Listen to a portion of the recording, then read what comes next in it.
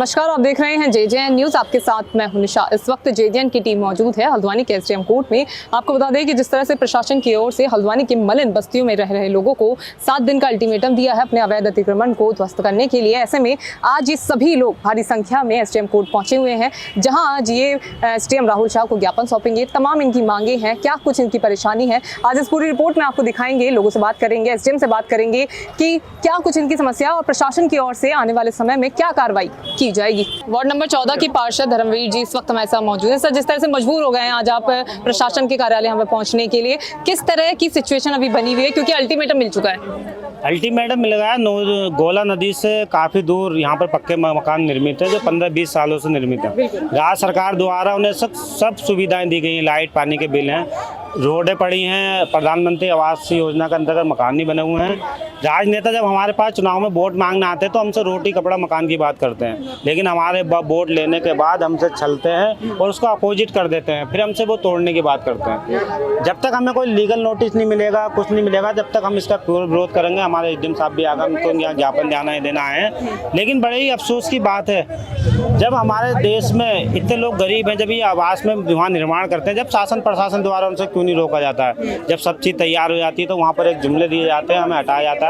हम राज्य सरकार से मांग करेंगे हमारा पुनर्वास करें, नहीं तो हम न्यायालय की शरण लेंगे। हाई कोर्ट से चाहे सुप्रीम कोर्ट जाना पड़ा, हम जाएंगे। जब प्रशासन आपके बीच पहुंचा था तो क्या वार्ता आप लोगों की हुई? प्रशासन ने हमें मौखिक रूप से कह रखा, हमें कोई लिखित नोटिस नहीं दिया। जब तक हमें कोई लिखित नोटिस नहीं देंगे, फॉरेस्ट एक्ट में इसका प्रोविजन है, हमें लिखित नोटिस दें, जब तक हम इसको नहीं मानेंगे किसी भी तरीके। सर, जिस तरह से आज मलिन बस्तियों के लोग कार्यालय में पहुंचे हुए हैं, तमाम उनकी मांगे हैं, आज आपको ज्ञापन उन्होंने सौंपा है, क्या कार्रवाई प्रशासन की ओर से की जाएगी? रेलवे लाइन और गौरा नदी के मध्य जो आपका फ्लड जोन है, बाढ़ क्षेत्र है, बाढ़ क्षेत्र में कई व्यक्तियों के द्वारा टेंट लगा के, झुग्गियाँ लगा के अस्थायी रूप से अतिक्रमण किया गया है।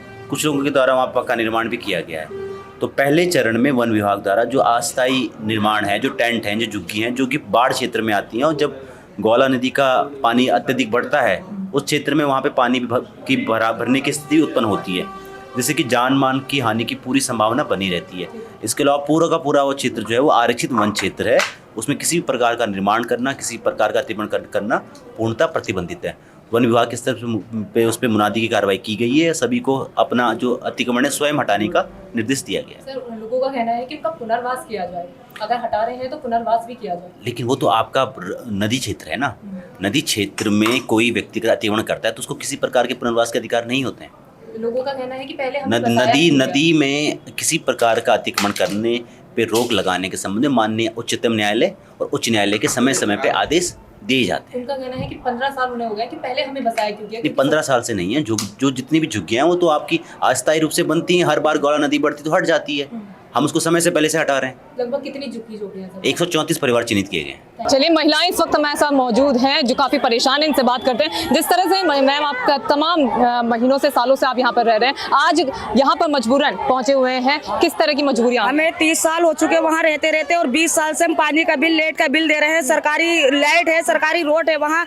जब हम लोगों ने वहाँ बसाया था तो हमें बसने क्यों दिया गया था? जब हमें 30 साल से वहाँ बसे हैं तो आज हमें अचानक उखाड़ रहे हैं। हमसे कह रहे हैं घर खाली करो वरना हम जमीन तोड़ देंगे। यहाँ तक के बिल्डोजर जो चलेगा उसका खर्चा भी हमें ही देना पड़ेगा। वो हमारा घर उजाड़ ले हैं, सरकार को खर्चा भी हम ही देंगे अपना घर उजाड़ने का। क्या कह रहे हैं आप लोग? हम सिर्फ ये कहना चाहते हैं कि जहाँ हमारे घर है हमें वहीं रहने दिया जाए, हमारा तोड़फोड़ ना करी जाए, हमें ना उजाड़ा जाए। मजदूर इंसान है, छोटे छोटे वो कहाँ जाएंगे? विधवा औरतें हैं, मजदूरी करने वाली हैं, गोला में रेता निकालती हैं, सरों से रेता ढोती हैं, वो अपने बच्चों को लेकर कहाँ जाएंगी, कहाँ अपने बच्चों को वीरान करेंगी? हम बस इतना चाहते हैं हमें ना उजाड़ा जाए, जहाँ हम वहीं रहने दिया जाए।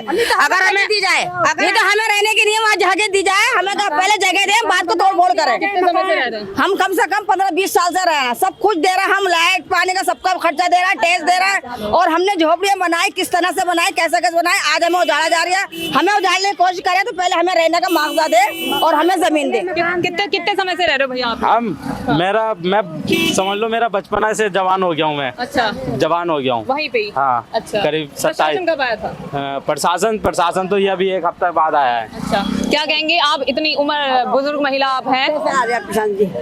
जी हम भी 25 साल हो गए वहाँ रहते हुए। हम लाइट का बिल, पानी का बिल सब कुछ दे रहे हैं, कूड़े की पर्ची भी दे रहे हैं, सब कुछ दे रहे हैं। कोई परेशानी नहीं, कुछ नहीं। वहाँ हमें हटा के जाते हैं, या तो पहले बोर्ड लगाते हैं मकान बनाना अलाउ नहीं यहाँ पे, ठीक है, हाँ। कोई नहीं बनाता। हाँ, अब बना लिए हैं। हाँ, अब बना लिए सबने कितना लोगों समय ने। बचा है, कितना समय दिया है इन्होंने?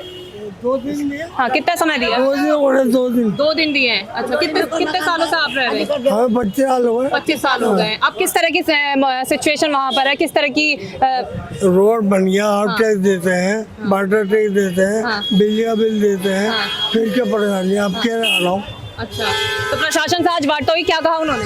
अब उन्हें पता नहीं क्या गया। पता चलेगा। कोई प्रूफ, जब सब प्रूफ है वहाँ पे, तो फिर अब क्यों हटा जा रहा? हाँ।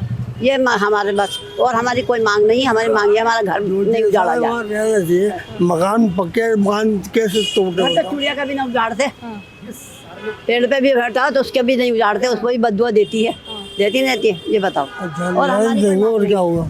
मोदी जी कहते हैं गरीबी हटाओ, वो गरीबों को हटवा दे रहे हैं पूरे। ये देखो, मतलब कुल मिलाकर कहीं ना कहीं परेशानी इन लोगों को देखने को मिली है। जिस तरह से अल्टीमेटम 7 दिनों का प्रशासन की तरफ से इन लोगों को दिया गया था, आज मजबूरन ये लोग यहाँ एसडीएम कार्यालय यहाँ पे पहुंचे, जहाँ इन्होंने एसडीएम राहुल शाह को ज्ञापन सौंपा। देखने वाली बात होगी कि क्या इस पर कार्रवाई की जाएगी, क्या इनकी जो मांगे हैं वो पूरी की जाएगी या फिर नहीं की जाएगी। जेजेएन इस पूरी रिपोर्ट पर नजर बनाए हुए है, क्या कुछ अपडेट आएगा हम आपके बीच लेकर जरूर आएंगे। फिलहाल इस खास ग्राउंड रिपोर्ट में इतना ही। मैंने अपने सहयोगी गणेश के साथ जेजेएन न्यूज हल्द्वानी। नमस्कार।